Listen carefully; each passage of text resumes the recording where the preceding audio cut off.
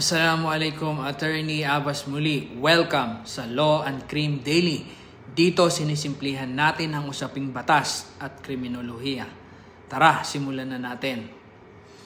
Ano ang Bill of Attainder? Sagot, ito ay batas na nagpapataw agad ng parusa kahit wala pang paglilitis.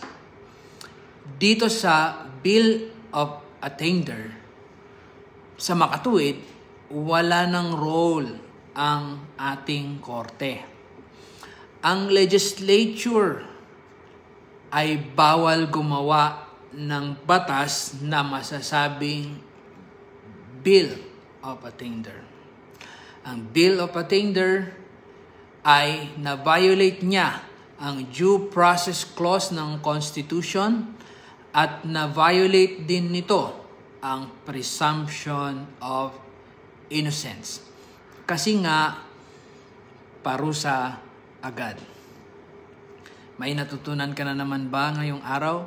I-like, i-follow, at i-comment ang susunod mong tanong.